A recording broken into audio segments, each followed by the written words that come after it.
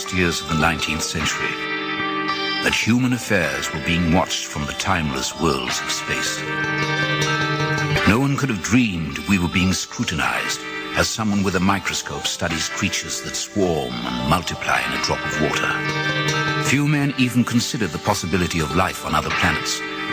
And yet, across the gulf of space, minds immeasurably superior to ours regarded this Earth with envious eyes. And slowly and surely, they drew their plans against us.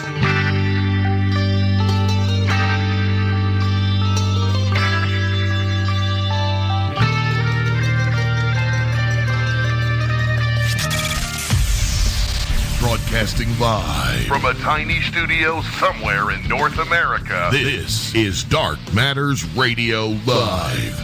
And now I give you your host, the silverback of ufology. Here's Don Ecker. And good evening, ladies and gentlemen. Welcome back to another edition of Dark Matters Radio. And Dark Matters Radio, of course, is being brought to you courtesy of KGRA Radio, that place where you come when you just gotta be entertained. Now, we got a very, very great show coming up tonight. I think it's going to be a real rootin' tootin' one. And before I introduce my guest, and this is another return appearance by him, I gotta tell you a little prelude. Back when I was a real small youngster, and TV was just getting out there and starting to crowd into the homes of America, there was a show on for kids, and it was called Captain Video and his Video Rangers, if my mind is still working. And it was a science fiction show. And if you were to see an episode of it today, the cheese just oozed out of the screen. It was one of those really cheesy kid shows, but the kids loved it. Well, that began my love, my quest for science and the future. Not to mention science fiction, good science fiction, but what might the future bring? And of course, I was thinking strictly in terms of when will we be able to go up into outer space?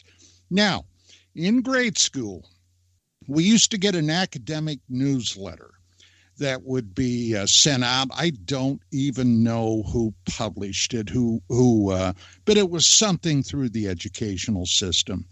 And I think this might have been about 57 perhaps. And I'll never forget the article that we had picked our first 7 astronauts. Yep, the very guys that they were then planning on sticking on a rocket ship and blasting them into space. And I kept a copy of that for years. Little did I know at that time that I would end up meeting several of those fellows. One of them, of course, and my personal favorite, was Colonel Gordon Cooper. But I digress. So as we got out into space, it was along about 1964.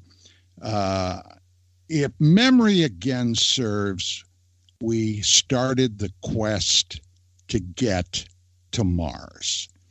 And the Russians were launching craft to Mars. The United States began launching craft to Mars, and very, very few of them initially could make it so far. It began to be a story that floated about that out in the vicinity of Mars, there was something called, and this was, of course, much of it was tongue-in-cheek, perhaps not all of it, but tongue-in-cheek nonetheless, something called the Great Galactic Ghoul, which ended up gobbling up a lot of those spacecraft that we were trying to get to Mars. Well, finally, we got one there. We, and I'm talking collectively, the human race, around 1971, 72, and it landed. I believe it was a Soviet craft. There was still a Soviet Union there, but it only let everybody know that it arrived, and then dead silence. Well, another, jaw dropper. What in the heck happened to the spacecraft? Well, about 1977, 78, we, the Americans, landed some spacecraft there. And one of the things that we were attempting to find out is, in fact, their life on Mars, because of all the planets in the solar system. I'm talking planets, not moons. Mars is the only other likely candidate besides our planet, the Earth, that could harbor life. And many believed then, and even more so today, that life once flourished on Mars, but something happened to it. Well, in the early 1980s, actually, allow me to go back just a second here. Among those, that mission looking for life on Mars, one of the things that was noticed was something on a mountain that appeared suspiciously like a human face. Now, there were a couple of guys, Greg Molinar and Vincent DiPietro, who started pushing the idea that this was a carved humanoid face, the face on Mars, which created, quite frankly, a heck of a stir.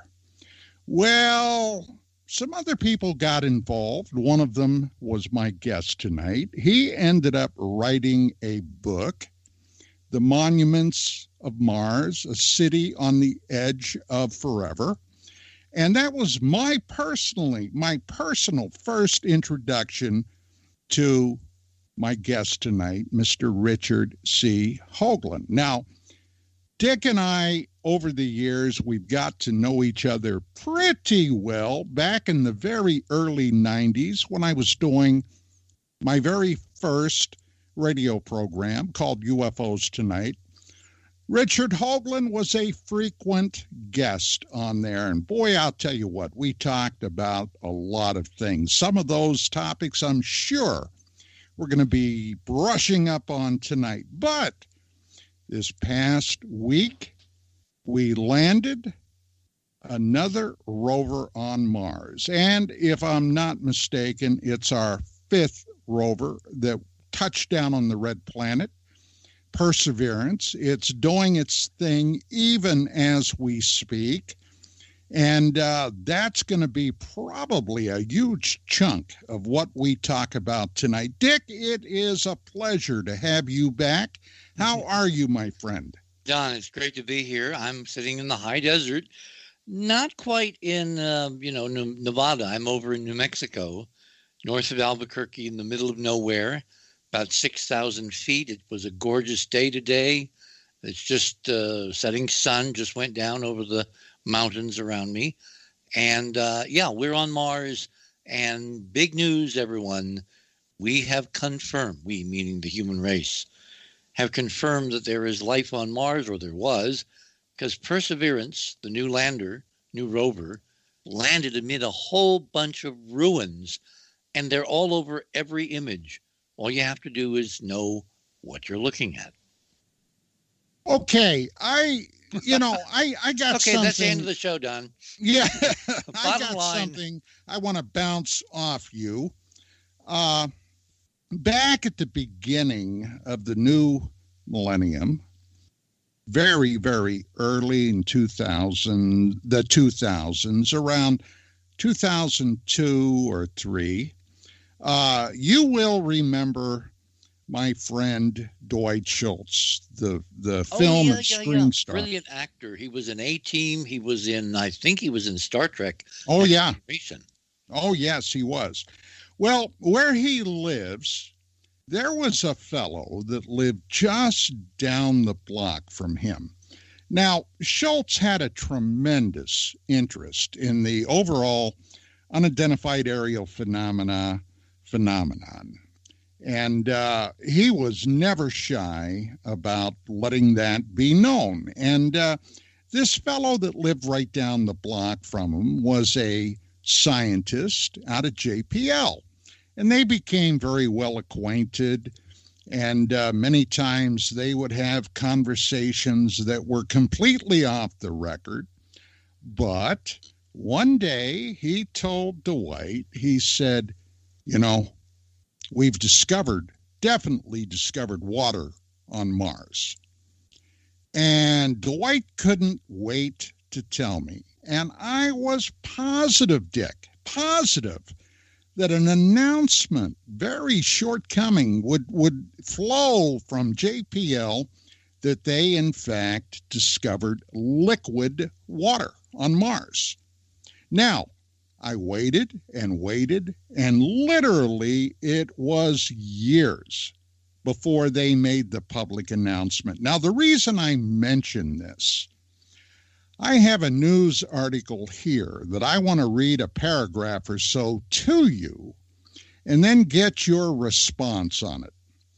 Okay. The building blocks of life exist all over Mars. Former NASA administrator Jim Bridenstine told Your World publication Thursday as the Perseverance rover successfully landed on the red planet. My dad would call that a day late and a dollar short. Yeah, quote, just in the last 2 years, Neil, we have discovered that Mars is covered in complex organic compounds, unquote, Bridenstine told host Neil Cavuto. Now, Dick, what in the world is going on? Why in the world has JPL been so hinky about announcing things like liquid water is discovered, organic life is discovered? I mean, even today, if you were to ask most people on the street, they would say that Mars is a dead planet because they don't know any better, because nobody has really talked about it. Nope. Well, Mr. Ecker, I'm going to be very formal here. You, out of 7 billion people on this planet tonight, 7 billion other human beings, are in a unique position to know the answer to your own question. I'm going to give you 2 words, then I want you to tell the story. Brookings Report. Go for it. Okay, if you insist. Absolutely, it's your show. 30 years ago, roughly 30 years ago, one day at UFO Magazine, I got a telephone call from my friend Dick Hoagland. And Dick said, and this is not precise, but words to the effect, well, Don, you're a former criminal investigator, a detective. I think I said cop. Okay. And Professor, the guy you were working with. Stan McDaniel. He said... epistemologist at Sonoma State University. Right. Northern California. He said, Stan McDaniel and I are working on something. And ladies and gentlemen, you got to recall that at that time, we were in the process, the Americans, were in the process of going back to Mars. And NASA, their craft, was not going to carry a camera. Okay? No. Slight they carried an exquisite camera. They were never going to photograph the one piece of Martian real estate we all wanted to see, which was Cydonia, the face on Mars, the pyramids.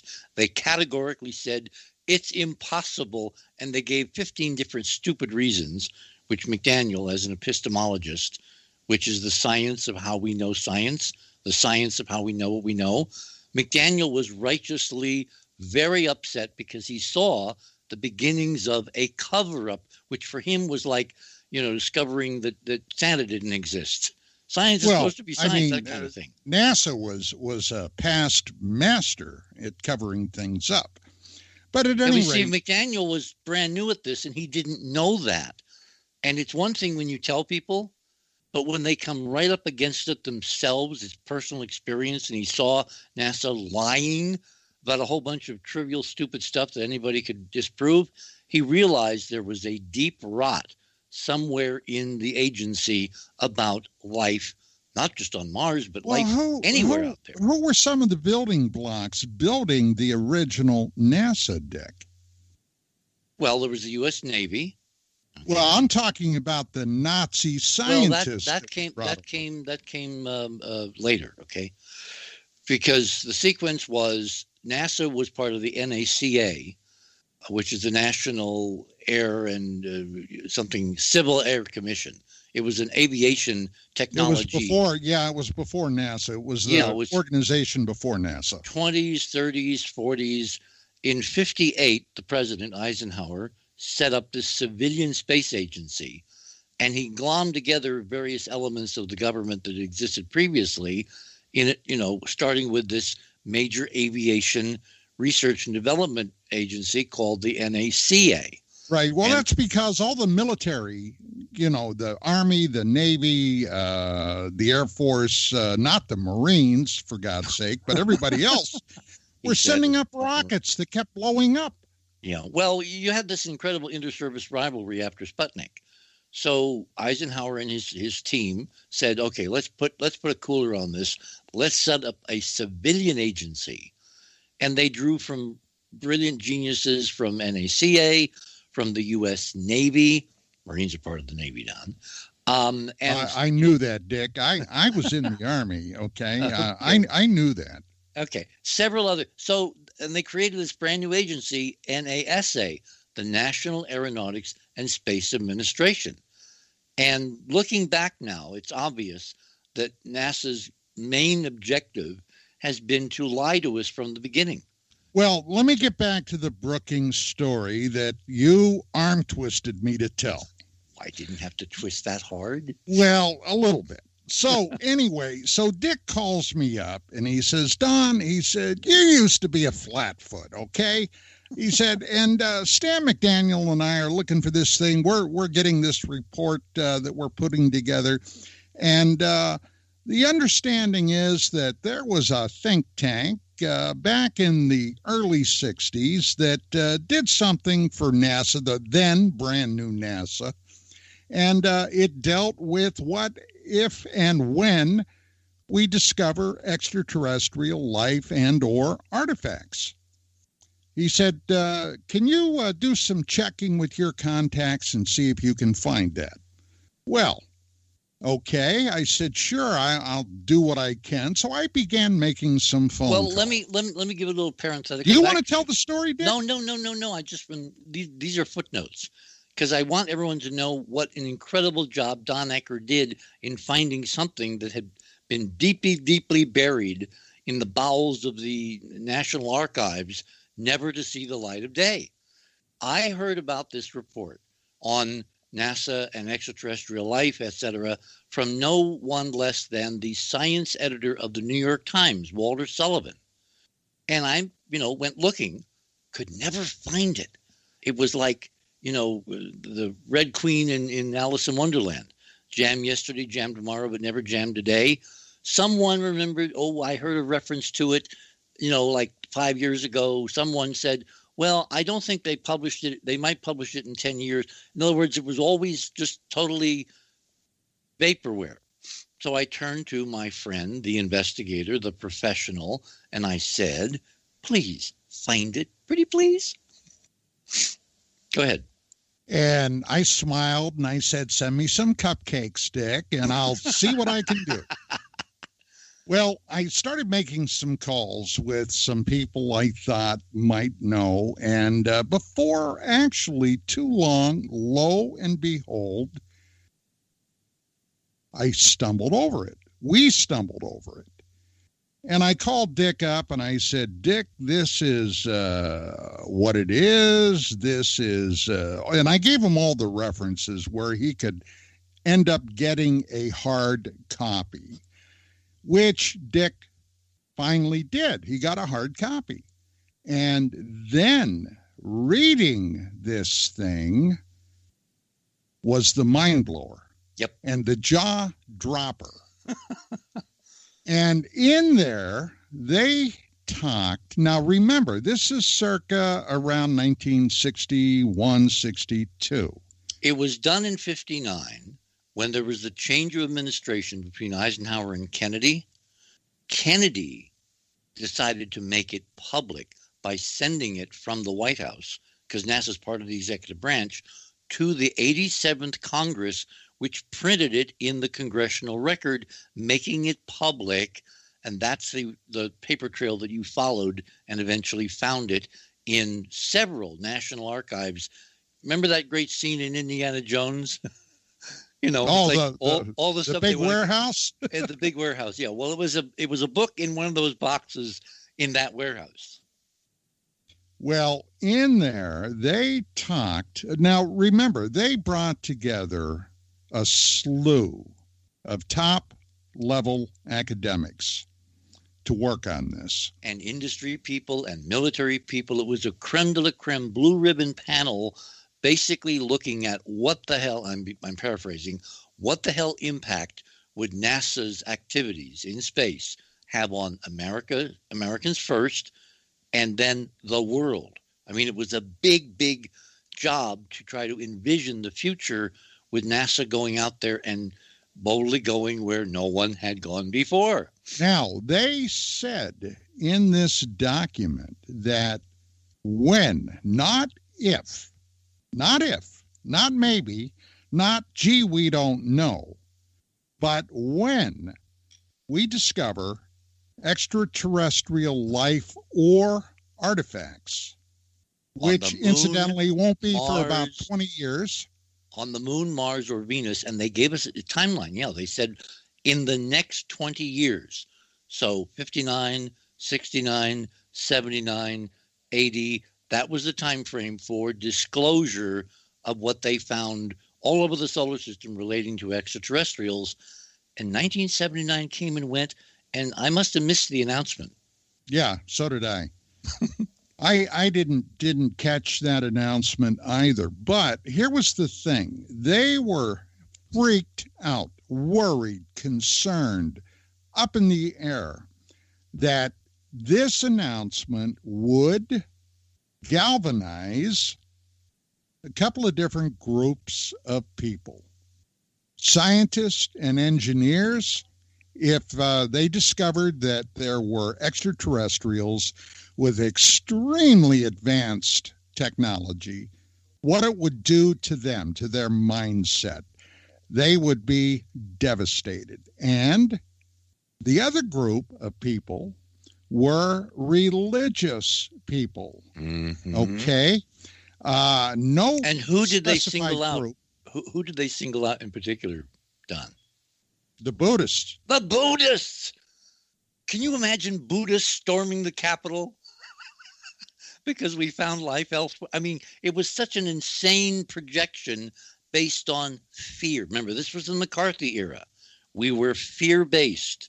We looked out at the other, and we wanted to retreat into our rabbit hole because basically it was that line from Jack Nicholson, you can't handle the truth. That was their assessment.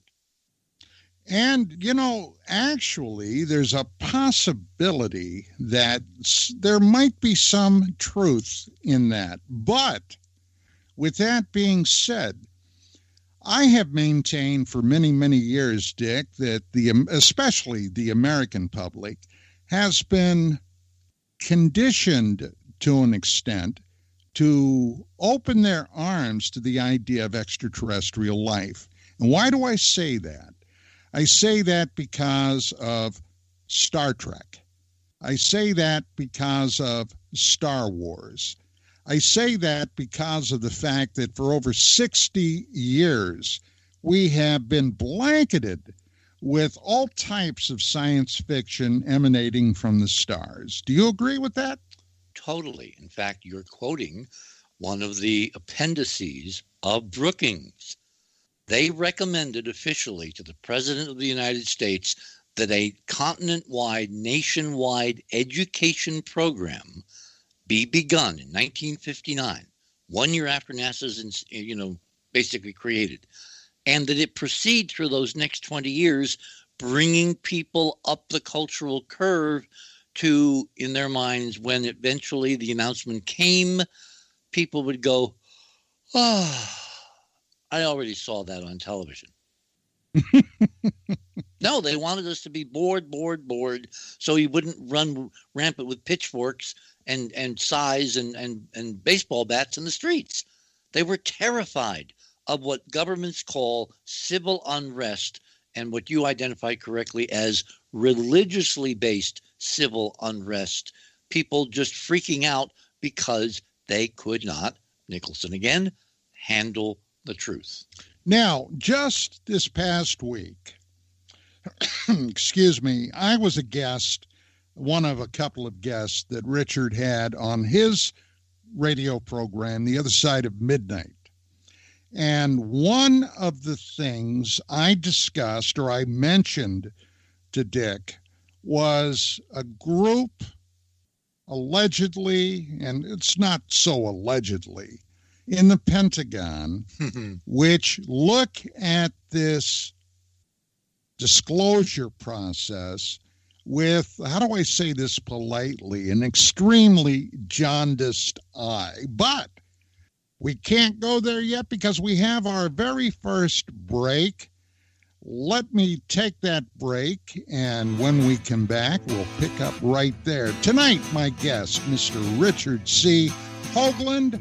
Among other things, I mentioned the monuments of Mars, and now I'm going to mention one other thing that Dick is known for. And I'll just say this as we go to break. 19.5 degrees. We'll be back. Stick around.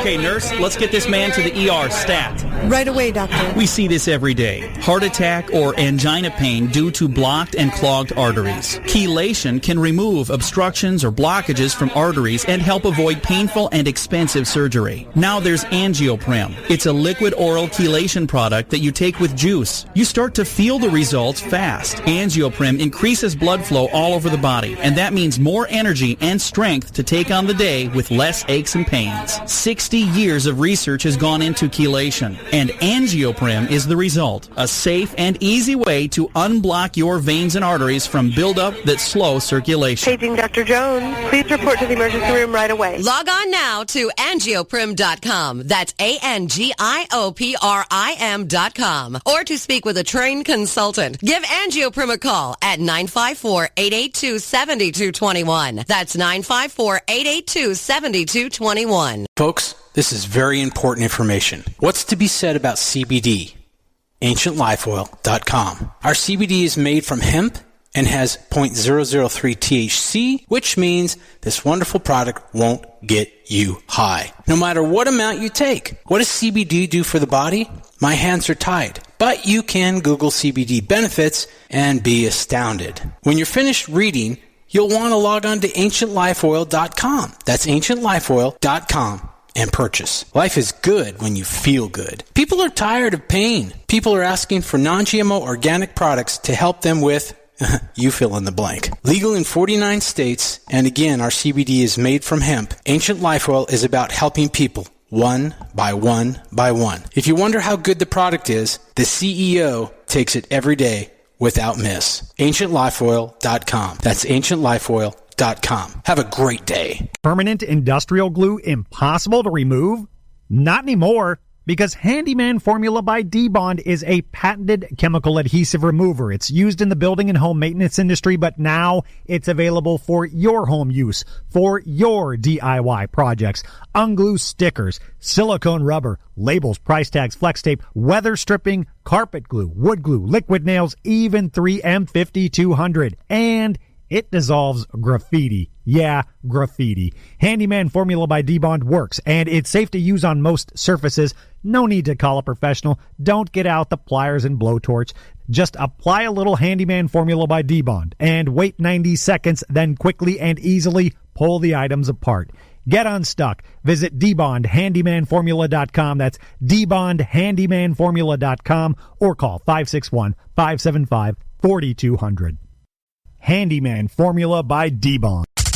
We are the contact for alternative research topics. The Planet, KGRAradio.com.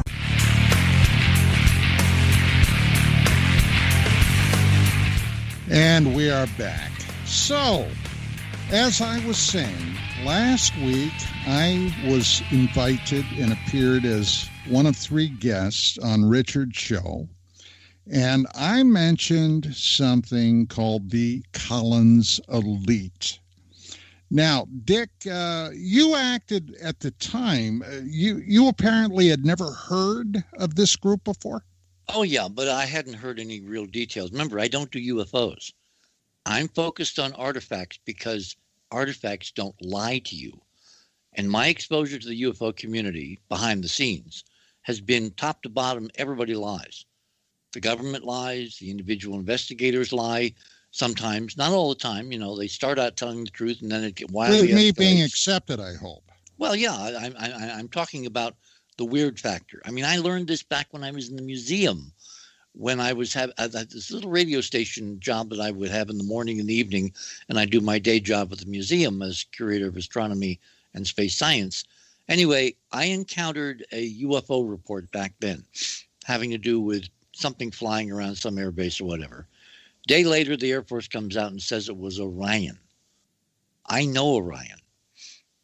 I used to be friends with Orion. It was not Orion. And so that got me intrigued. And then within like a year, month, whatever, I realized I was just a kid. I was like 18, 19. I realized it was a bottomless cesspool filled with lies, half-truths, prevarications, cover-ups, intelligence agencies. I mean, I went up and personally sat for an entire night with Betty and Barney Hill, having an incredible conversation. I then called up my friend Alan Hynek, who was the Air Force chief investigator of UFOs back then, and I suggested that he hypnotically regress Betty and Barney, which he then did, and the star map and all that came out. And Sagan lied, totally lied about, the process, the evidence, what it was telling us. And at that point, I said, as this young kid, do I want to spend the rest of my life like Stanton Friedman holding up blank pages, or do I want to do something productive? And many decades later, into my lap dropped artifacts on Mars, and I never looked back. I just got a question from our producer, Bill Skywatcher, and I'm going to read it, and then I'm going to ask Bill to come on. Oh, good. After years of research, do either of you feel some type of redemption about possible disclosure of artifacts or evidence of life found on Mars? Bill, why don't you join us for a moment? You know why? Because both of you have been involved in this field for decades. Not to make either of you feel a little bit senior, but the fact Thanks is... a lot, Bill. I needed that. I got to go get my Jarrett to finish I was this going to say, Bill. my cane is around here somewhere. Oh, my gosh. But, really, now... They're talking about finding trapped water, ice underneath the surface. Even in some of the photographs, some people point out these little artifacts that are being picked up, and they come up with explanations that it could be just some type of lava remains or whatever it is. But what you were just saying, both of you, on the air in the previous segment, and what's going on now, what is your take on this? Do you see something coming forward, even as the three of us were discussing off air at the end of June on the release of the report. What is your take on everything that's going on? Do you think we're going to have some type of... Go ahead and take this, Dick. Oh, after you, Alphonse. I'll tell you what, we will divide it into two parts. You take the report, I'll take the data side of it. Okay, so start with the report, the politics that are setting the frame. Well, okay. This is a conundrum that has been ongoing since 1947 when whatever happened at Roswell happened, and especially in light of the Kenneth Arnold sighting near Mount Rainier. Now, Kenneth Arnold was a civilian pilot, and on June the 24th, he was making a flight to the state of Washington. Now, there had been a transport aircraft at that time that had gone down with a bunch of Marine Corps personnel on it. And it was believed that the plane had crashed. All the personnel on board the aircraft were dead. So anytime any pilots, and it didn't have to be just military or whatever, but civilian pilots, when they were flying in that vicinity, to keep an eye open for this crashed transport. Didn't they have an institution called the Civil Air Patrol to kind of organize that kind of search efforts or whatever? Yeah. CAP. Yes, CAP, Civil Air Patrol. So, Arnold is tooling along probably no more than 150, maybe 200 miles an hour. Oh, no. He was in a small airplane. I don't think it was a Piper Cub. I think it was a, low-wing aircraft, like maybe a Cherokee or whatever. But he was, I would say, 100, 110 tops. Well, I don't know. Nobody ever really, that I'm aware of, specified what his airspeed was. But regardless, he's flying along and he sees a flash in his eye, and he turns and he looks toward Mount Rainier. And here is this, what appears to be a string of bright, shiny objects flying along, kind of minding their own business. And he was shocked. He didn't expect to see anything up there. And they were really moving. So he knew the distance between various peaks. They were in formation, right? Flying in and out among the peaks. Right. And he basically did some fast, dirty calculations, and he computed their speed in excess of 1,200 miles per hour. Now, at that point, I don't believe even Chuck Yeager had yet broken the sound barrier, which is 712 miles an hour. Yep. So here we are, okay, he's seeing this. His eyes are disbelieving, but boom, they were out of there and gone. So when he landed, there were a couple of newspaper reporters there at the airport, and he told them what he saw, and he described them as appearing like if you were to throw a disc or a plate across the water, okay, and it would hit and skip and jump up and skip and come down and skip up. And that's where the term flying saucer originally emanated from. Mm-hmm. Now, he never called them. Aren't we lucky, Don, that he didn't compare it to flying pipe plates? Yes, absolutely. Absolutely.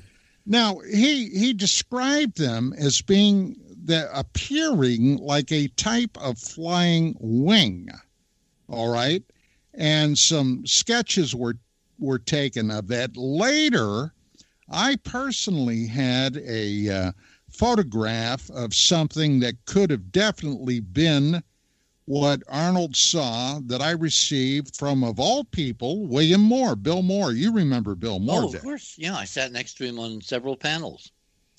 So, here was this thing. Now, that basically lit the country. I mean, we're just 2 years from the end of the Second World War, okay? We're experimenting with jet aircraft.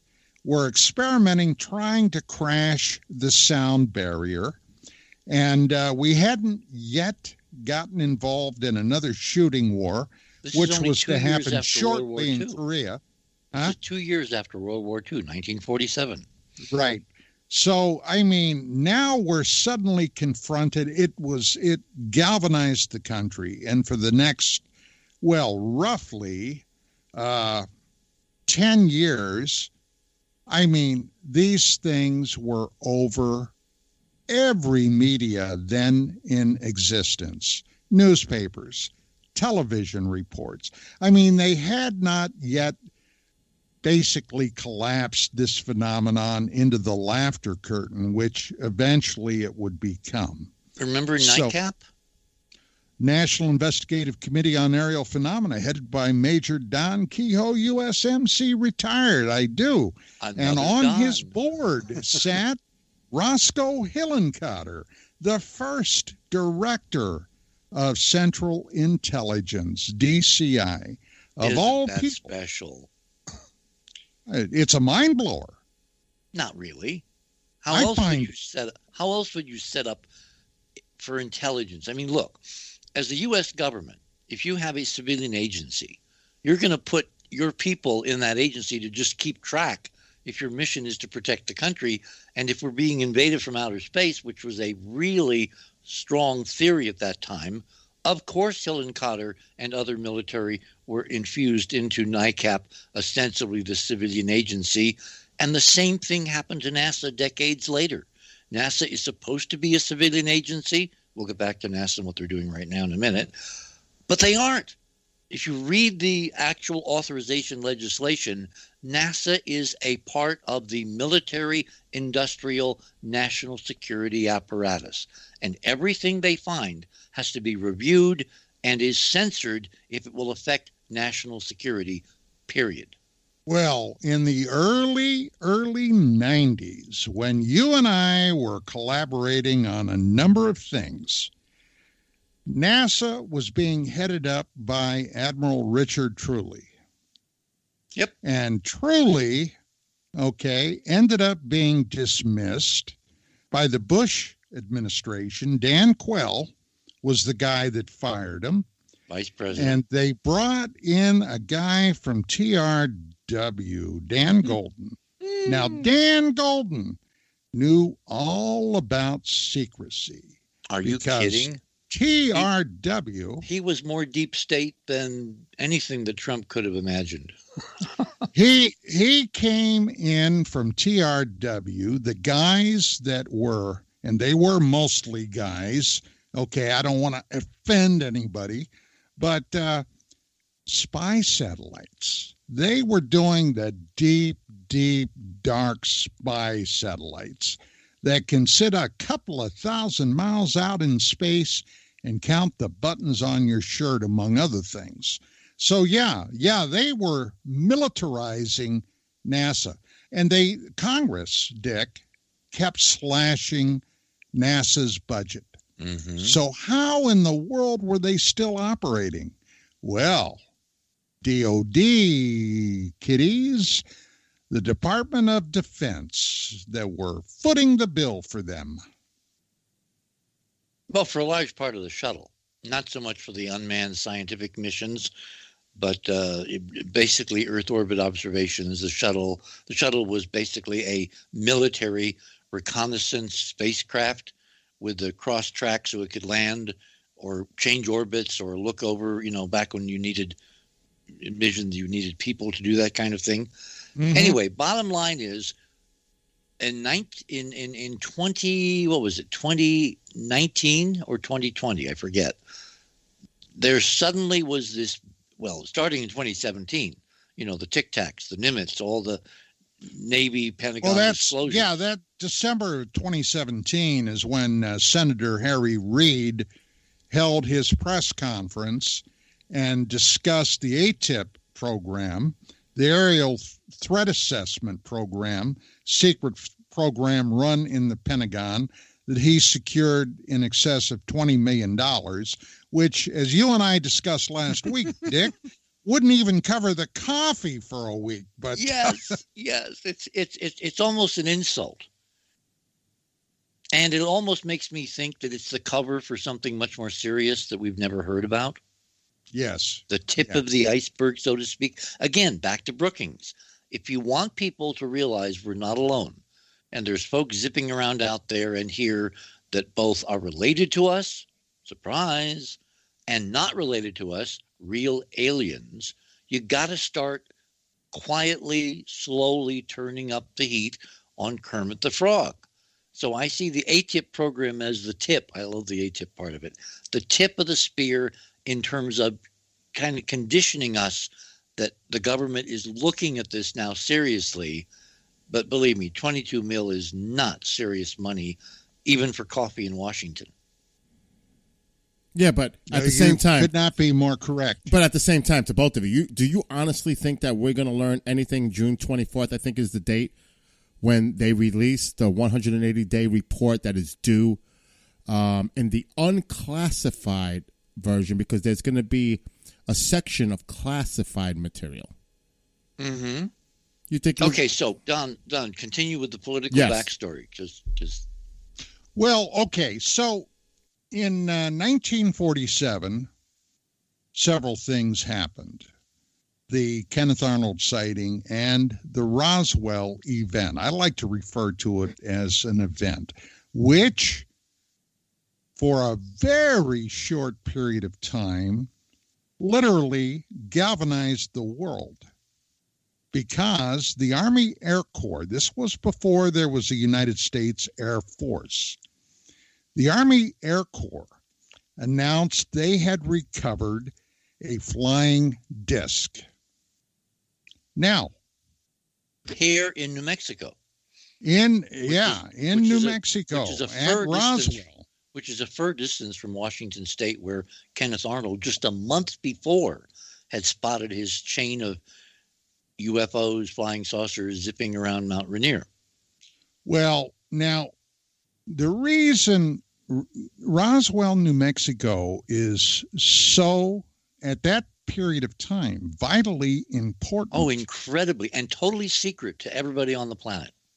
That was the site of the only nuclear bomb-capable military unit on the planet. Yep. The 509th. These were the very men that had dropped 2 atomic weapons on Japan, which ended the Second World War. Just 2 years before, remember. Just 2 years. Now, there was a lot happening in New Mexico. There was a lot. Not only was atomic research ongoing, but there were other things. They were testing a vitally important component of the military apparatus. They were testing radar, new types and forms of radar with new capabilities.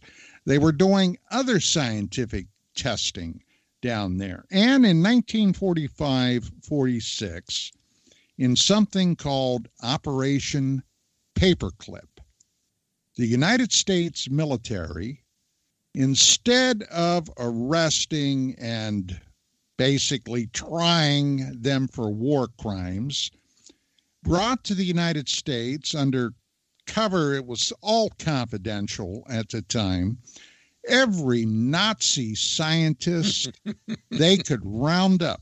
And engineers, don't forget them. The engineers.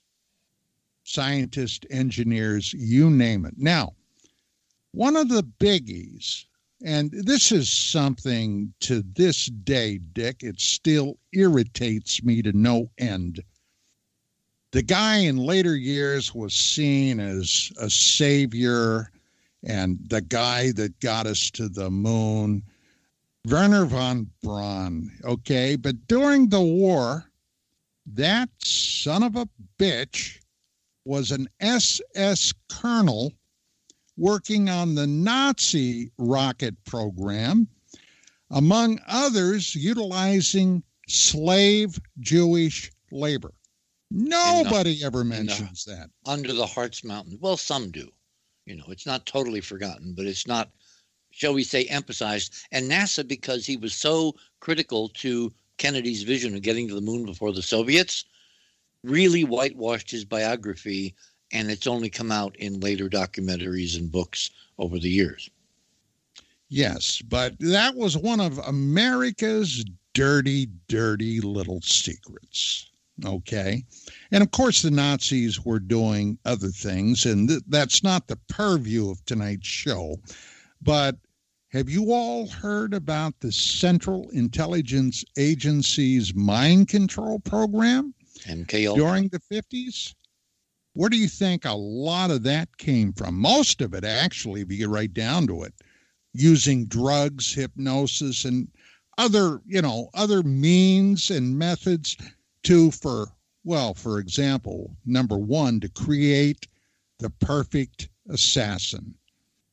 Get somebody who is a subject, work on them with drugs, hypnosis, and God knows what else, psychological torture, and turn them into an assassin that carries out a mission of assassinating the target and then having absolutely no knowledge of it. Yeah, these were things we were doing. Now, in all fairness, they were doing a lot of this to oppose the Soviet Union, which had no qualms about that type of activity. But still, remember, they had their own Nazis that they imported to the Soviet Union.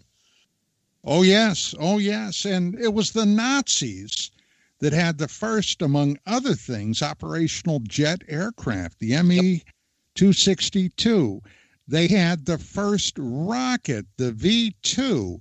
They had unguided missiles, drones in effect, the V-1 rocket, and they were dropping them all over Europe. And one of the biggies behind all this was Wernher von Braun. I'm sorry, Dick, that still irritates me. Well, more than irritation, it's part of a history that needs to be discussed in context. Anyway, so right here in New Mexico, the U.S. government, the Army, imported this bevy of Nazi engineers and scientists, set them up at Alamogordo, the air base south of me, in a place called White Sands, yes, where they ostensibly were experimenting with developing for NASA the rocket technology that von Braun and his team had developed in the V-2 to convert it not to, lobbing bombs on London, but to send payloads into the stratosphere and ultimately develop a vehicle capable of putting a satellite in orbit around the Earth. That was done right here in New Mexico in 1947 onward. Oh, Dick, something else just struck my mind. Speaking about the Nazi rocket program, maybe you have a little more information on this than I do, but I know the basic outline. The Nazis were working on a plan to put objects in Earth orbit, to use them as weapons to direct energy from the sun to destroy cities. Are you familiar with that? Oh, yeah. In fact, the guy in charge of that program, I became very good friends. He was kind of, how do I put this? He was one of the good Nazis. Oh, that sounds so weird. His name was, he was not a colonel in the SS. He was a civilian during the entire war. He was German. He fled with his family to the United States. He never was a Nazi. I was kind of kidding about that. God, the things you can kid about. His name was Kraft Erika. And I became really good friends, and he had this incredible luminous vision of humanity inheriting the riches of the solar system so we wouldn't destroy the Earth environmentally, et cetera, et cetera. And he developed two technologies that the Nazis instantly kind of glommed onto as weapons. Remember, every technology can be a weapon if you work kind of hard at it. One was called Luneta, which was basically a big mylar reflector in Earth orbit, orbiting a few hundred miles up. It would be maybe a mile or two in diameter, made out of aluminum mylar-coated panels. and it would reflect the light of the moon in places on the dark side of the earth where you needed light, and a lot of it in like a post-disaster scenario. You know, a hurricane, all the power goes out, rescue crews, or earthquakes where buildings collapse and they're trying to rescue people in the middle of the night in the dark and there's no light. So this would have been incredibly useful in emergency operations. He also designed a counterpart that would use a bigger mirror called Soletta to reflect sunlight. And that technology, if the mirror was curved like a huge telescopic mirror in an Earth-based telescope, you could focus the beam of reflected solar sunlight from the parabolic mirror miles across, 10 miles, 20 miles, and you could literally incinerate entire cities on the planet. And this is what the Nazis envisioned as part of their 1,000-year, millennial-long accelerating civilization and space program. My God, that's terrifying. Yeah. And fortunately, it never came to pass. And it will not. There will never be an international agreement to put something like that in Earth orbit, ever. Because all it takes is one determined bunch of terrorists, and suddenly a weapon for peace and emergency turns into a weapon of total destruction from the sky. Yeah, you've got to wonder about the human race when you're discussing things like that. It's somewhat depressing. I mean, good heaven. But, in today, the day of suitcase nuclear devices, 20 megaton warheads, that type of thing. I mean, wow. Oh, you haven't mentioned the kind of really neat one. You heard of the rods from God? Oh, yes. Oh, yes. Kinetic kill. Yeah. Yeah. An object made of tungsten, which melts at 6,000 Fahrenheit or something? Yeah. The size of a telephone pole. Imagine driving on a country road and there's a telephone pole, but it's not made out of wood. It's made out of tungsten, the hardest metal we know in terms of temperature. And these things would be fired down from an Earth-orbiting satellite at the enemy, and they would simply re-enter the atmosphere, and by the time they struck the ground at 6,000 miles per hour, weighing several tons, the kinetic energy would act like a small nuclear weapon. There'd be nothing left for hundreds of feet around, and the blast wave for thousands of feet beyond that. But no radiation. No Ladies radiation. Dick, yes. We're at the top of the hour. I got to take that break. We will be back with Mr. Richard C. Hoagland right after these words. That's the way they used to do it back in the day. After these very important words. I'm Don Ecker. I'm your host, and this is Dark Matters Radio. Back in a few.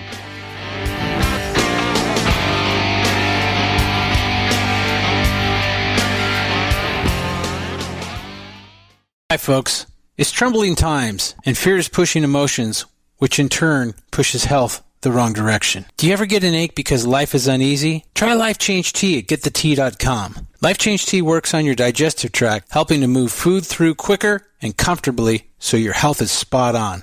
Life Change Tea may not help with world issues, but it will help with your digestive issues. A glass a day helps keep the intruders away. So, change your life today. Log on to GetTheTea.com. That's GetTheTea.com. If your health game is off, get on by ordering Life Change Tea. GetTheTea.com. And while you're on our site, look around at the great non-GMO organic supplements. And if you're a sales shopper, go to our specials page and see what's for you. I've been drinking the tea for 12 years, and I'm sure glad for its health benefits. Again, that's GetTheTea.com. GetTheTea.com. The tea that makes you go. When you're in the house for longer periods of time, you can see them flying or running across the floor. Ooh, yuck. They're unhealthy, gross, and disgusting. Bugs. I loathe bugs. We keep a clean home, but occasionally bugs show up. Well, I found something that is tougher than bugs. Orange Guard. On contact, it kills hidden bugs, including ants, roaches, and fleas. Plus, Orange Guard is a residual repellent. All of the ingredients of Orange Guard are on the FDA generally recognized as safe list. Orange Guard may be used around food, humans, and pets. It comes with a 30-day money-back guarantee. Orange Guard. Available at orangeguard.com, Whole Foods, and Ace Hardware. Welcome to the new KGRA digital broadcasting website, thekgradb.com. Here you'll find great new content, including the KGRA Classics, great shows from our archives. You'll be able to see the show times and information so you can see what show is currently on air. The on-air live button. So just go to this section and you'll be able to hear the show live with exceptional sound quality. We also have the Vault section. Make sure to subscribe to get access to great content and special features. We have the make content for our latest news and events, so make sure to sign up and you can be part of our forum. So make sure to check out the new KGRA digital broadcasting website, thekgradb.com. We look forward to seeing you there, and we hope that you enjoy the new website. You listen to us, and we listen to you. And so does the CIA. KGRAradio.com.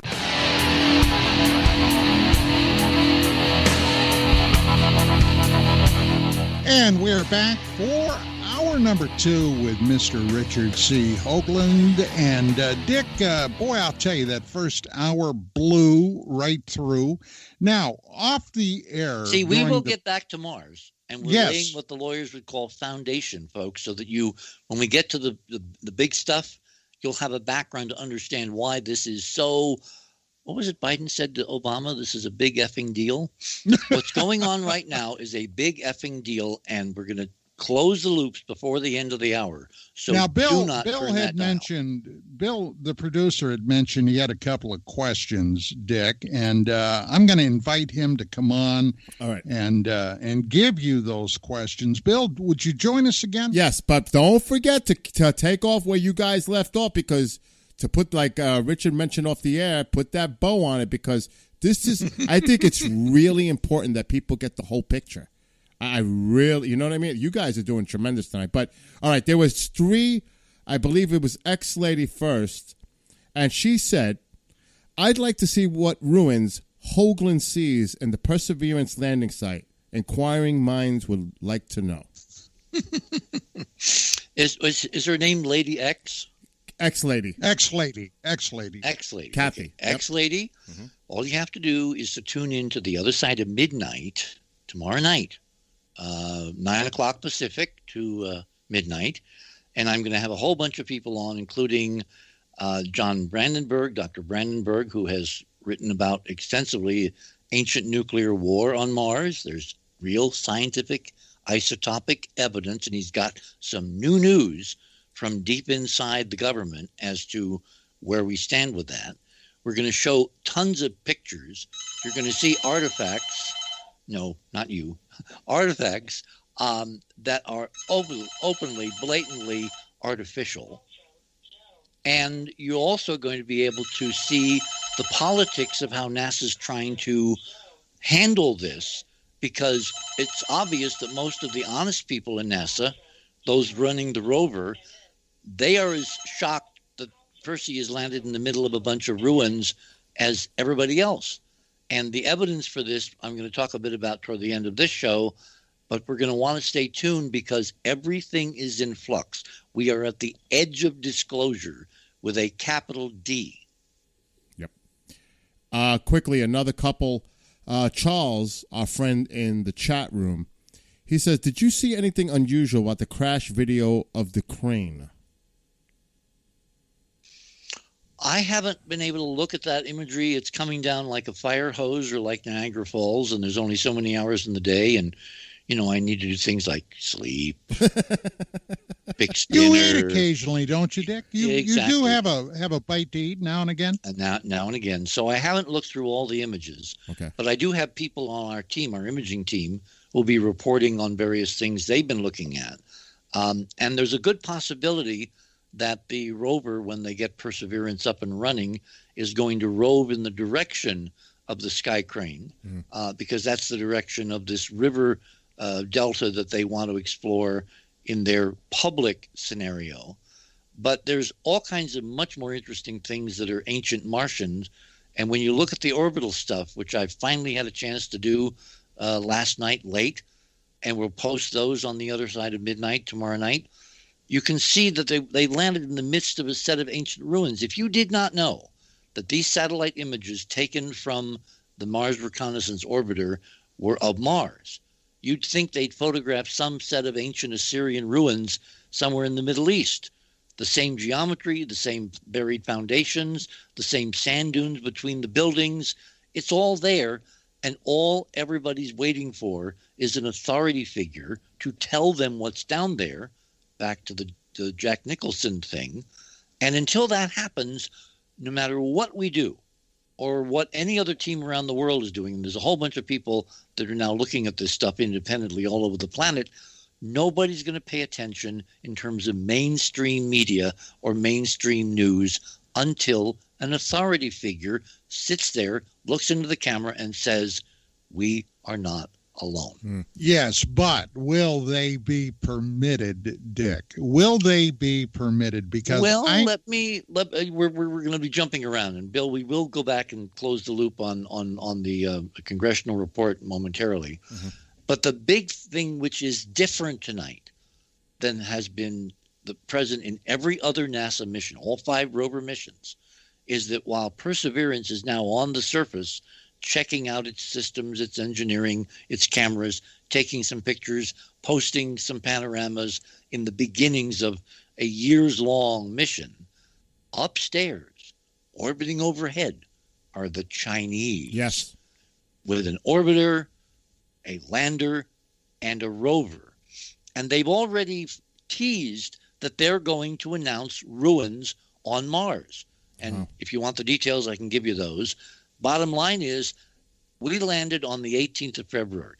For some reason, the Chinese are giving NASA a window, a decent window, to announce the truth before they land, either at the end of May or in June, coincident with the NDAA appendix on the Tic Tacs, the Nimitz, and UAPs that's supposed to come out of the Senate Intelligence Committee. That's where the lines are converging. So it's not like Lucy in the football, I don't think. This time, NASA, either because they've seen, Jesus, or they're being pressured by another alien power on this planet, other competitors, China, who think they do come from heaven. Remember, the Chinese mythology says they came to Earth from heaven, from out there somewhere. And they called their mission Questions of Heaven. If we don't announce the truth, the Chinese will, and that's the forcing function, and why this is now different than any other moment in modern history. Right. Now, to both of you, which leads exactly to what you were just referring to, Rich. I love segues. Neutron from Canada says, the big question is what they are showing us a dog and pony version of what they really find right now? That's a good question. And my answer is no. Because on previous missions, and I and my technical folks have been discussing this, they've JPEG'd images, they've changed the color of the sky, they've fuzzed things, they put filters over so that you don't really see the full resolution. When you look at the Perseverance data, even what they've initially posted, none of that is going on. Remember that first gorgeous hazard cam image that was released on Friday morning? Remember, they landed on Earth time, U.S. time, about 3:15 Eastern time in the afternoon here on Earth. Less than 24 hours later, they post their first set of pictures, color pictures, And on the first panorama, taken with what they call a hazard cam, the sky is blue. The landscape is the appropriate reddish color, not blood red. The details, when you zoom in, you're not lost in JPEG artifacts. You basically are down to pixels. So the first data they're sending is the truth. And I think that's because, all of the things notwithstanding, the Chinese are waiting in the wings. Interesting. Okay, now we were discussing some time ago. Okay, Dick asked me to talk about, the basic info on what we're dealing with, and he was going to discuss the data. I haven't quite finished, but let me preface it by saying this. Richard was absolutely correct that in the very early days, 47 through 50, 51, especially 1952, there was genuine concern that we, in fact, could be facing an incursion by extraterrestrials from off-world. Oh, that's a very highfalutin term for invasion. Yes. I was trying to elevate it a little bit. So at any rate, obviously, at least on the face of it, we've never had to deal with that. Now, over the years... Hang on. I just had an interesting footnote. Remember all the names for the various Air Force iterations of UFO studies? Oh, yeah. We had Project Saucer, Project Grudge, Project Blue Book. Sign, yeah. Okay. The one that really told the truth as to what the feeling was in the era of McCarthy, remember, xenophobic McCarthy, the McCarthy hearings, the House Un-American Affairs Act, Committee and all that. Project Grudge. Who in their right mind terms a project designed to see if we're being visited by extraterrestrials, Project Grudge, unless you think they're bad guys? They could be enemy. In other words, that's the military's role, is to think the worst scenario. Project Grudge. It told it all, the mindset back in those days. Well, and look, there's always been several factions within the military, several factions within NASA. On the one hand, you've got the people that will go to their grave denying anything is happening because of quote-unquote national security. You got the other side that's saying, look, it's the American people's right to know what exactly we're coming up with. And the same thing in NASA. Now, the fear was that we could be facing an extraterrestrial invasion. That never happened, at least on the face. But, wait a minute. Let me finish. How do you know? Well, I haven't seen E.T. coming down Hollywood Boulevard, blasting their ray gun stick. But you're right. You're right. No, wait a minute. You are right. There is a distinct possibility, that much of this is going on behind the scenes. Hey. In other words, we've been really infiltrated by extraterrestrial cousins who, if you sat next to them in a cab or on the subway, would be identical to humans, because they are humans. They just don't hang their hat here. How would you suborn a planet if you were of that mindset? Would you do it in a frontal military assault? Hybrids. Or would you do it quietly behind the scenes? Or you don't even need hybrids, because they're us. Now, there may be some interesting little differences that I think this show's not long enough. We're going to have to do more of this, okay? But there's possibilities that right in front of our eyes, right in front of our national television news, we have alien/ET cousins here on Earth in public view, and there's no way to tell them from humans except one little way, and that's if they pass through a magnetometer. Suddenly, remember after the insurrection, all those House members and Senate members that don't want to go through the magnetometers? Why not? Is it political? Is it grandstanding? Is it guns? Is it, First, Second Amendment? Or is it because if they go through a magnetometer, there's some organ or some auric field or whatever about them that would make them stand out, whereas we think of them as totally normally human? Well, for what it's worth, I have for some time now suspected that we have humanoid visitors, human appearing, okay, perhaps they are Homo sapiens sapien, that are walking among us. I've come across many, many, many stories in the last 30 years, and just two of the areas that I have heard multiple times. Number one, that yes, they are here. They are walking among us. Can I prove it? No, I can't. And the second is that there is more than one group, perhaps 5 or 6, maybe even 7 groups of ET that come by planet Earth and occasionally drop in. And they're all either benign and or indifferent. But the one thing I have heard many times, there is one group of extraterrestrials that are they just despise and loathe us for whatever reason. Now, if that is true, and I had a friend, a guy that I spent some time with, had many conversations with, whose name was Ingo Swann. Oh, yeah, I knew Ingo. Yeah, he was the guy that designed the protocols for the remote viewing program for the Pentagon, the CIA. And Ingo, one night here in Burbank, we had a dinner over at a beautiful little Italian restaurant in Burbank. And we were talking about a lot of this, and he said, do you know why they hate us? And I'm paraphrasing. Oh, what an interesting insight. And I said, why? He said, because they are gifted with a very strong Esper ability, but they meaning hate they're it. telepathic.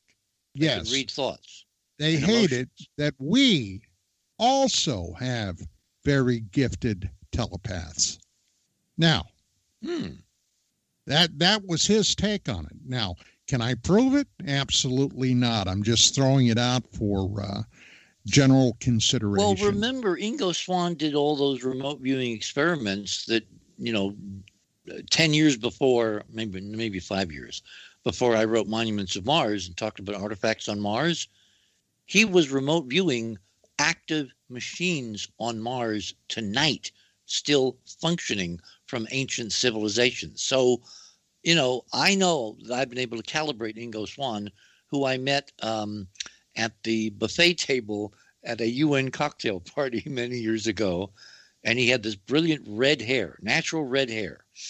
And he was a very intriguing guy. He was gifted, and he could see not only into time and space, but also the future. And so I would pay attention to Ingo Swann because it was the kind of civilian intelligence that leaked out in ways that it was not supposed to initially. But I think that it has been verified over the decades. So I would pay very close attention to everything he told you. Oh, well, I did. Believe me, I had the highest regard. And, I was kind of joking with him before the little dinner party broke up. And I said, well, Ingo, I said, I don't have anything to worry about because if it took an Esper talent for me to leave the restaurant, I couldn't get out of my chair. And he got a very weird look on his face, and he stared at me for a moment. And then he said, yeah, sure. So I had told him how I used to utilize. Wait, hang on a second. You went into, as a profession, being an investigator, being a cop, being a flatfoot. Was it possible that your telepathic abilities are not in the forefront, but what you think of as following leads and evidence and all that is partly No, that's left what brain. I was getting to, Dick. That's what I was getting to. Back in those days, I called it my gut. Yeah. This is what my gut is telling me. And basically, yeah, you're absolutely correct. See, it's not conscious. I've discovered a lot of work in this area over the last, couple of decades with the hyperdimensional physics model and all that a lot of this talent is totally unconscious, and it's not even tappable because it operates at a different set of frequencies, but it comes to you as intuitions, what's in your gut. You go into a place and it doesn't feel right, that kind of thing. Yes.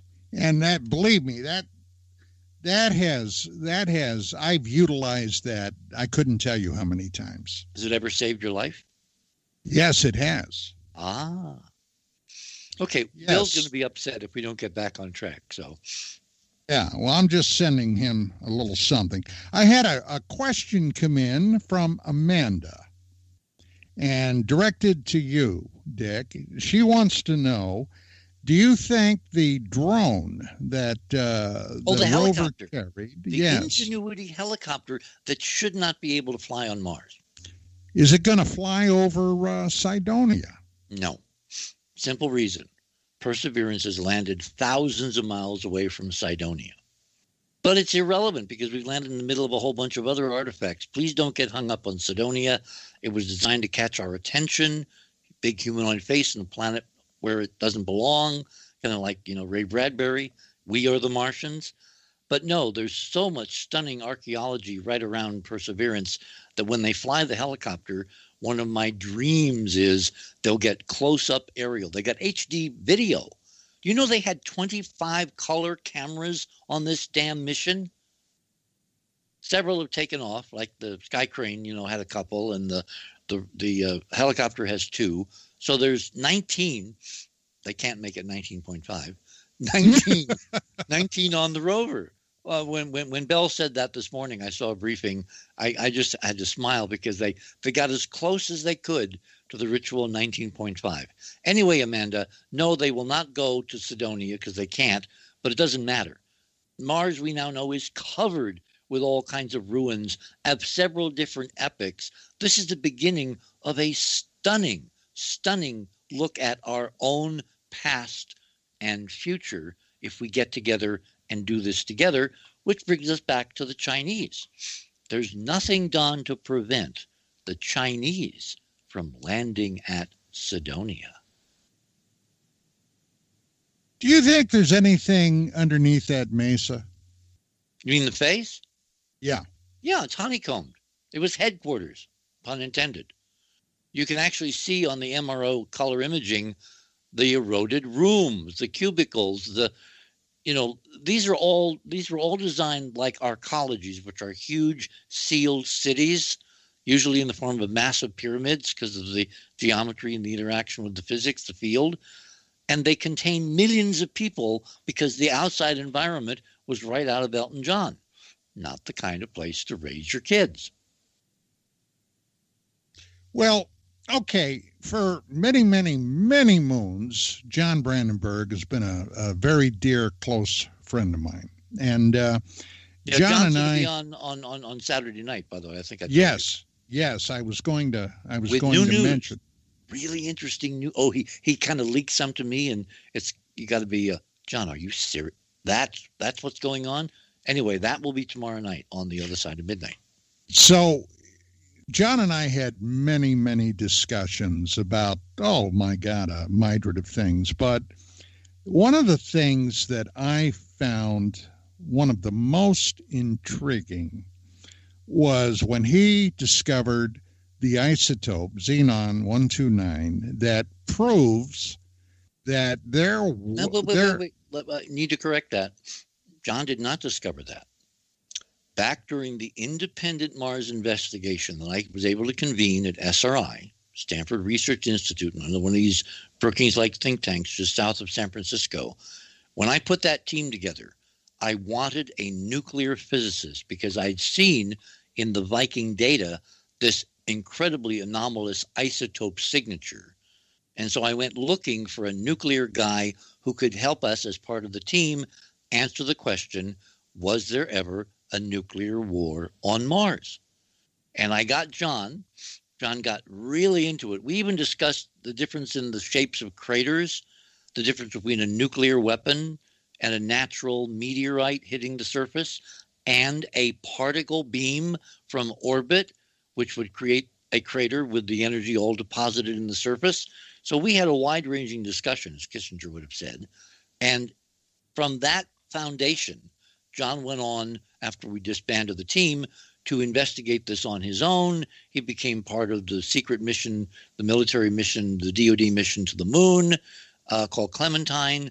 And he worked his way up in the system. And finally, he accumulated enough data to write his own book decades later, where he has announced that there appears to be evidence for a major, not one, but maybe two global nuclear wars on the planet Mars, supported by the isotopic evidence. Well, I don't know about entire wars, but at least two strikes by hydrogen warheads. Now, if I may, let me continue on here. There are only two ways that xenon 129 can be discovered. One is through a supernova. And basically, Brandenburg found evidence in that of a meteorite that could have only come from, the blast or the rays, the radiation of a supernova and a hydrogen strike. So I asked him, I said, now I realize this is only pure speculation. It can only be speculation on your part. But number one, why would anybody have nuked Mars in your estimation? And number two, how far advanced were the beings there, if in fact there were beings? Now, he was of the opinion that they were basically the equivalent of Bronze Age civilization here on planet Earth, Dick. Now, I asked him that question a number of times. He's maintained the equivalency probably of a Bronze Age culture. Now, from just listening to what you're saying, you believe they were a bit more advanced. Is that correct? Oh, yeah. From the data that I've looked at, and I have not been able to compare recent notes with John, that's going to happen tomorrow night, we know that there was a super civilization before 66 million years ago, which built all over the solar system, including Mars.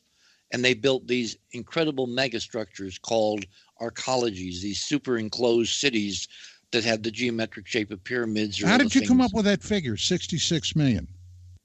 That's when the Great War in the solar system took place, and Planet 5 was exploded, blown to kingdom come, vis-a-vis the work of Dr. Tom Van Flandern, formerly at the U.S. Naval Observatory, who was responsible for what's called the EPH theory, the exploded planet hypothesis. The solar system is not the way it was. It's missing one major planet, of which Mars used to be one of its moons, a satellite, an incredible solar system-wide civilization that could go back hundreds of millions of years. I have a kind of a start point, but I don't have a lot of data to support that yet. The point is, something horrible, tragic, cataclysmic that changed the entire solar system, including Mars and Earth, occurred when the dinosaurs died. Because our model is they did not die naturally. They didn't die because an asteroid just happened to hit the Earth. That was part of the Great War designed to wipe out the reptilian species on this planet to prepare the way for an invasion from the folks who had to leave Mars because of the war. And those folks were us. We're talking human beings, the great-great-great-great-great-great-great-great-grandmothers of you and me sitting here tonight. That's why I know it was a civil war, because humans are the worst to each other. We're awful. Our planetary occupation is war, right? In every way, shape, and form. Most of our money goes to figuring out better ways to kill the other guy, the other gal, the other culture, the other religion, the other anything other. That's our incredibly horrible heritage from this period of emigration from Mars in the model, the planet of war, the god of war in Rome. You think all that's just coincidental? No, it all hangs together as a tapestry to which we're filling in the pieces, new threads, using the metaphor, with new data coming from the missions, not only by NASA, but by all the global space agencies. So then you have this war, which drastically changed 60-some million years ago, the environment of Mars. It blew away most of the atmosphere. Suddenly you get to the Mars of Edgar Rice Burroughs and Percival Lowell, with an incredibly thin atmosphere and the need to conserve water and to build huge earthworks and canal structures to bring the water from the poles and all that. That's all real history. It's all real data. It just has to be announced by some authority figures besides us. In that epoch, as Mars is getting worse and worse and worse environmentally, you have a series of civilizations that come and go, just like Sumer and Egypt and Assyria here on Earth. Lost civilizations buried under the sands, only revealed because of erosion. Finally, you get to the last civilization, which had basically our level of technology. Aircraft, nuclear weapons. They went to war over limited resources. They wound up killing the planet relatively recently, probably around 30,000 years ago, which is just yesterday. And they came to Earth. And they have dominated Earth ever since in various ways. And that's the root cause of the fundamental racial wars that are continually going on between those who originated on Earth and those who invaded and took control. And that future is very, very bleak unless we do something radically different, which is why any of this is important. If we don't connect with our own history, our own heritage, and realize we are all one in the face of the unknown, the future of life on Earth, just look around, the indicators are all there, is not very long. Well, I got some disappointing news for you. Looking around, it doesn't look like we're going to be singing Kumbaya anytime soon. Now, with that being said, roughly 25 or so years ago, on one of your appearances on my original radio show, UFOs Tonight, we were talking about Mars, of course, and I had come across some data that I queried you about.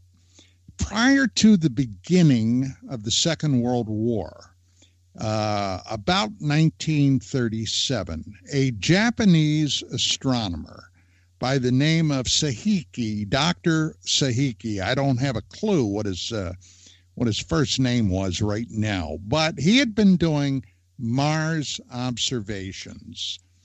And suddenly, Dick, and I'm sure you'll recall this, he observed a tremendous flash on the surface of Mars, an explosion of some type. And then he described what he termed a bluing effect that covered the planet Mars that lasted, and I'm going by memory, a couple of weeks. Are you familiar with that? Yeah, and these observations, those are not the same observations. The flash of light was real. The bluing is called the blue clearing on Mars, totally separate phenomenon. You're conflating two things together, but you're not an astronomer, so that's totally forgivable.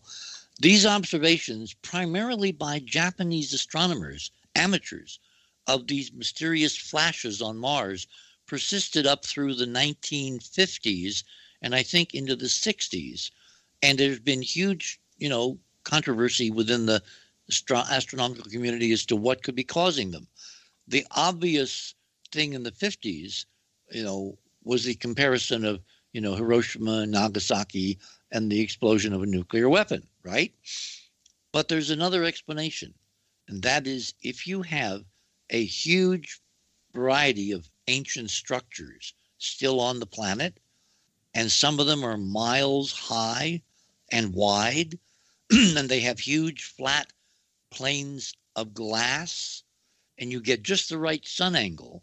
You get a momentary, few minutes long reflection because of the geometry. Angle of incidence equals angle of reflection. And that's what I think is going on. We're seeing reflections, or they were seeing reflections of the remnants of these dying civilizations who built major artifacts, and all that's left are the ruins, and the cultures have long gone. But we're not seeing evidence of contemporary nuclear war on Mars. No way. Well, okay. All right. Now, this is something else. I believe I've mentioned this to you before. But back in the late 80s, okay, very early 90s, there was a scholar, a writer, author by the name of Zecharia Sitchin. Good old Zach Sitchin. I knew very well. And when his book, he wrote a series of books that are collectively known as the Earth Chronicles. Mm-hmm. And basically, the bottom line of his books is this, that roughly, well, beyond the time of Sumeria, but roughly 400,000 years ago, wait, that's nowhere contemporaneous. The Sumerians lived 6,000 years ago. I know when the Sumerians lived. I'm talking about the beings. Yeah, in their chronicles, in their sacred texts, they refer to beings 400,000 years before them. Yeah. Can I continue? Yeah, go ahead. I'm sorry. Oh, thanks. So at any rate, these beings that the Sumerians referred to as the Anunnaki, those who from heaven to earth came, basically were responsible for their civilization. They taught them the arts of agriculture, law, government, mathematics, astronomy, etc. And that's who they attributed. Now, without going into the idea of past civilizations beyond 12,000 years ago, when Earth suffered a massive event that affected climatology and the major fauna on this planet at that point. Without going into all that, Sumeria is the first recorded civilization that we know about from our history. Now, No, paleface. Dick, stop Gobekli Tepe, 12,000 years old. Come on. That's 11,600 years ago. So Sumer was not the first.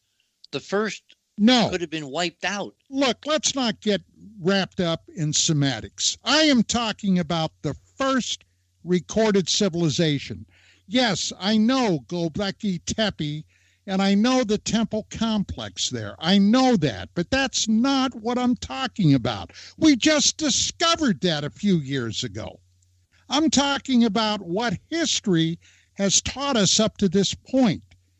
That has not yet been revised. There was no necessarily, they were hunter-gatherers believed to be going through there, that for some reason created this temple complex. That's not what I'm talking about, Dick. I just try to be accurate in my science. Yeah. Sorry. Well, okay. So here's what I'm trying to get at. So Sitchin has been studied those people for many, many years. And the bottom line was, okay, he believed that Sumeria basically were describing these beings that for whatever purpose came to Earth. Now, Mars figures into this in great detail. And when Phobos 2, the Soviet craft, which incidentally had covert American assistance with it, all the telemetry was being fed back through Goldstone, before it even went to Russia or the Soviet Union. It was still the Soviet Union. They were basically examining Mars for what was then a tentative plan to have a joint United States, Soviet cosmonaut, astronaut mission to Mars. They were then thinking about 2014 or 15. Now, when the craft, Phobos 2, the only one of two that made it there, were orbiting the planet and photographing the planet, according to Sitchin, inexplicably and totally, Glav Cosmos had no expectations of discovering what they claimed to discover were a series of hot spots on the surface of the planet. Now, when I questioned Sitchin, what do you mean by hot spots? And in his own way, he went and finally said, well, I believe that this intelligence are reactivating old, formerly extraterrestrial bases that they had on Mars. And I want to get your basic feelings on that. Do you see that as a possibility? Is it something that NASA may be aware of and they may be covertly looking at? Okay. Zecharia Sitchin is a real mystery. I could give you some background soap opera. The first time I visited him, which was in his office in Manhattan, on the 47th floor of Rockefeller Center, the big skyscraper right above the park, the ice, where they do the ice shows and the Christmas tree and all that down below. And I asked him, because he talked about this 400, 500,000 year time horizon in his books. And I asked him about, the details in the background. And instead of doing what most authors do with other authors, hand them a copy of his book so you can read the data for yourself, he pointed down from his office window. He got up from his chair behind this big desk, went over to the window, and he pointed down at Fifth Avenue, which was 47 stories below. And he says, you can get a copy of the book down there at Brentano's. So he was not a very convivial scholar or colleague. Zach Sitchin was totally wrong about Phobos, and this is why. If you're not a technical person, you don't understand space science or space engineering, and the Russians publish something having to do with hotspots, that inculcates in people's minds a certain vision of what they're referring to if they don't have the context. The Phobos missions had infrared detection capability for the camera, just like Perseverance has infrared filters for its incredible super, CCD cameras now. On those images, which I've seen, you can see infrared thermal emission from sunlight during the day. Photographed at night, these areas retain the heat because of the materials of the surface. If you have something that's covered with dust and sand and you heat it up during the daytime, it quickly will go away at night. Here in the desert, I have the same thing. It's called radiational cooling. But if you take an infrared image of a city or a former city or a vast field of ruins, like the basin of Los Angeles, where you are tonight, that will show up in an infrared image as retaining the heat well after sunset.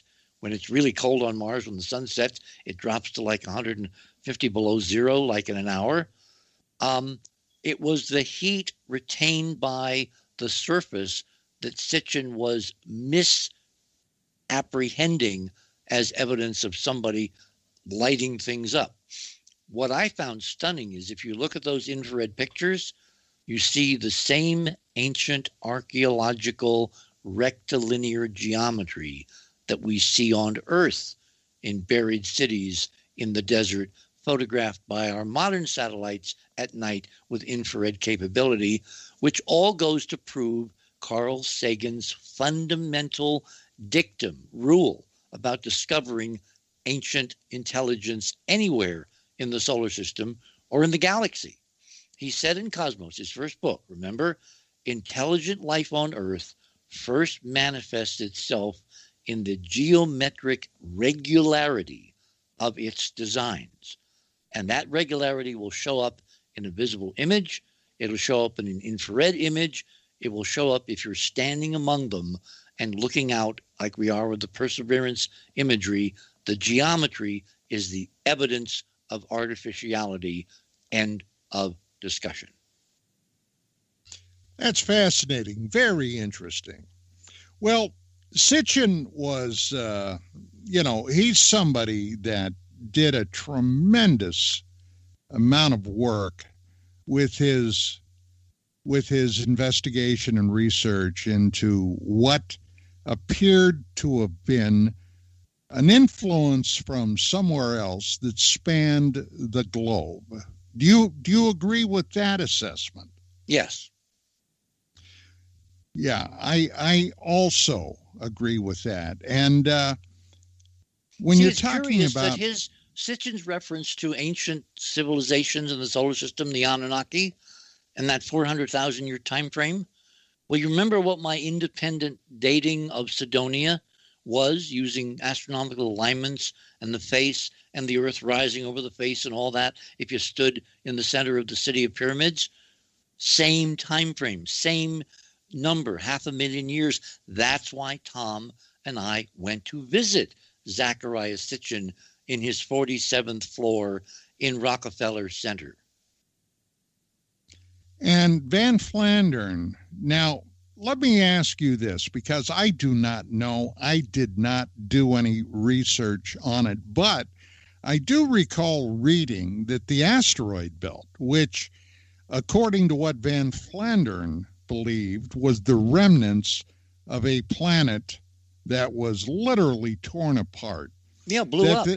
There is not enough. Now, this is my question. There's not enough debris there to form a planet. There's an answer. Okay.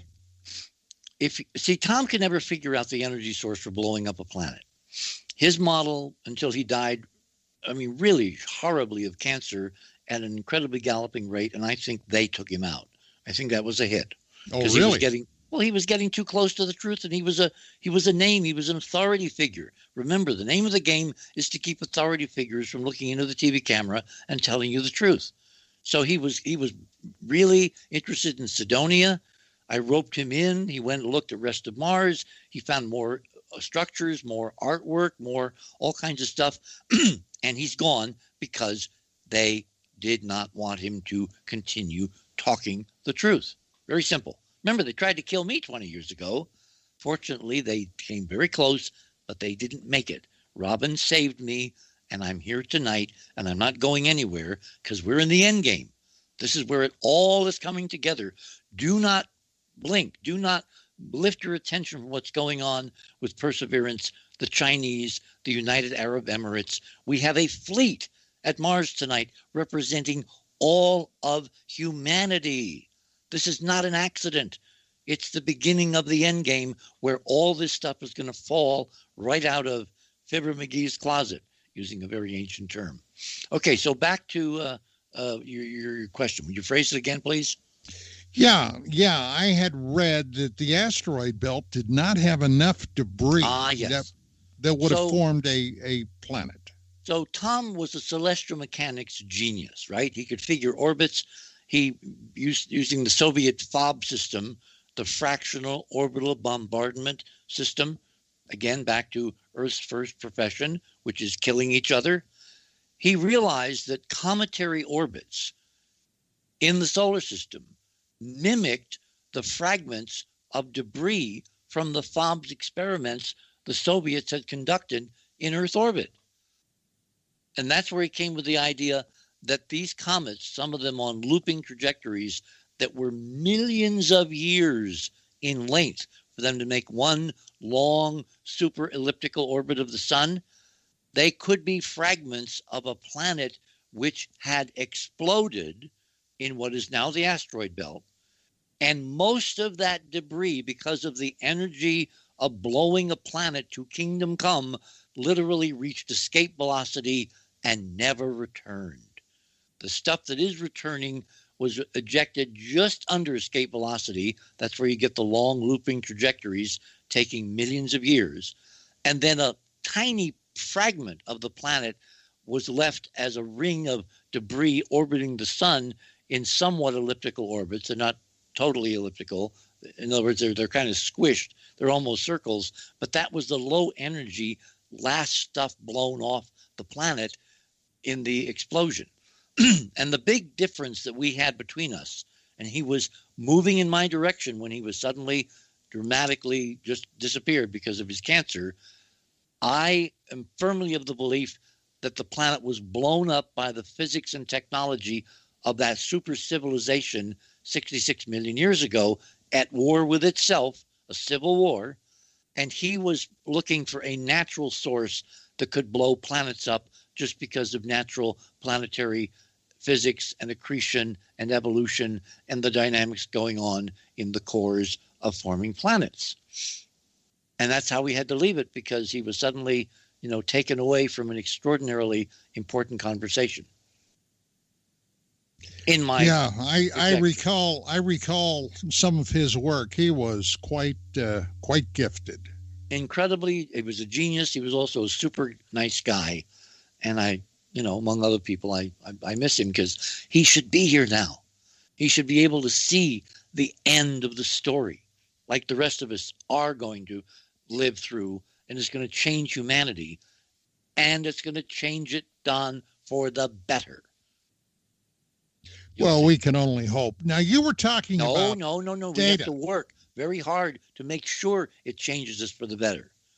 Well, I got to tell you, I'm not real hopeful right now, Dick. I'm looking around, and let me give you a data point. Things are in chaos. Yeah, but that's BC. Remember BC, AD? What happened when Christ was born? The planet changed. Big events in human history change human beings. This is going to be the biggest event in our conceptual frame. And guess who's in orbit tonight waiting to do something with NASA, in opposition to NASA? And the most hopeful thing I see is they've given NASA months to come clean, to admit what's there before they land and make their announcement. If they were super competitive, if they really were determined to rule the Earth, why would they give NASA this window of grace unless, as a humanity together, we're going to confront the awesome implications of who we really are? Well, if we're talking about the beneficence of the communist Chinese, I didn't say the communist Chinese. I said the Chinese. There's a huge difference. Well, who do you think sent spacecraft to Mars? That's just a government. The people of China are humans just like you and me. Sure they are, but it's not just the people that are running their space agency, it's the government. And why are they giving NASA this window? Look, we know they stole all of the NASA mapping data, on Mars, right? How do we know that? Because they put out a poster, which I'm going to show again tomorrow night on the other side of midnight, showing their rover sitting in front of a bunch of ruins photographed by our rover, Curiosity. Why would they do that? They were telling us what they're going to do. They're going to announce ancient life on Mars that built ancient cities, period. The question is when. They've given us a window. They don't need months and months to map to find out where to land. They already have all the data from NASA, which has published it freely. Better maps than they could ever create in a couple of months. Okay, so what is your time frame? What is your time frame for when the last remnants of any civilization on Mars left the stage? About between 30 and 40,000 years ago. And you know why? Again, I try to always say things based on evidence. In the archaeological record, when do advanced humans first appear on Earth and do amazing things like the cave paintings of Lascaux? Well, that's who you're talking in the reference. You're talking around 40,000 Exactly. Exactly. And we know they interbred with Neanderthals because we now have DNA showing that some of our heritage is Neanderthal DNA in what used to be Cro-Magnon, and that has been changed now. There's a new modern term. The point is, I think that's when we suffered our last, because they were here before. Our ancestors were here before. They just didn't make the final move until that time frame, because Mars was no longer, Elton John, the kind of place to raise your kids. And if you don't have a super technological civilization, you could not survive on Mars. So you think at this point that roughly 30,000 years ago, before they finally left, there was a breathable atmosphere there? No, it was kind of like Llewellyn or Burroughs. You could breathe with like oxygen mask, whatever. But you can't have the entire civilization running around in oxygen masks for very long, because there's all kinds of things you have to be able to do. Industrial processes, mining, energy, water. In other words, you can't have a functioning civilization if the environment is going the other big caveat would have been solar radiation. Well, you're farther from the sun. You're almost twice as far. That means the sunlight is 1/4. The current air temperatures on Mars are like maybe 18, 15 above zero during the daytime in the summer and 140 below at night. That's outside. The ground temperatures are different, but remember the old joke about an 800-pound gorilla? Where does it want to sleep? Anywhere it wants to. Any bloody place it wants to.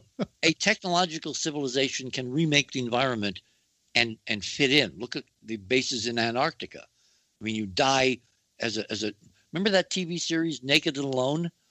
Well, if you're naked and alone in Antarctica these days in the winter, you're dead. Yeah. In minutes. Dick, believe it or not, my friend, we are out of time. Tell everybody about your show this weekend. Okay, tomorrow night and Sunday night, I'm doing a two-parter. Tomorrow night, I'm going to have Brandon Berg and our imaging team and some surprise guests, maybe including a Mr. Don Ecker, to talk about where we are with Percy, the politics, how we know NASA's really freaking out inside, the evidence I've had from sources as well as what they're doing. We're on the verge of incredible announcements. We're going to show you some stunning new pictures of artifacts, Amanda, and what is it? X-gal, whatever. X-lady. X-lady, and you're going to see it right there, and you'll be able to download it and look at it yourself. We're going to talk about the time frame between tomorrow night and when there's going to be an official announcement, and not telling tales out of school. It's going to be when the Chinese land, which gives us May, June as a time frame.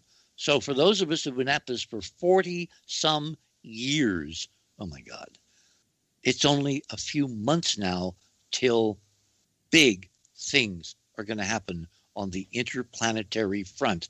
And we're going to find out, finally, who the hell we really are.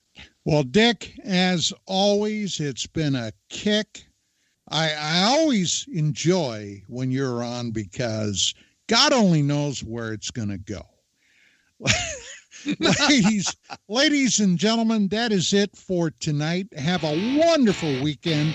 Tune in to The Other Side of Midnight with Mr. Richard C. Hoagland next week. Making a return appearance, Commander Cobra of Task Force Griffin will be joining us. That's it for tonight. Keep your eyes pointed up, your ear to the ground, and we'll see you next time.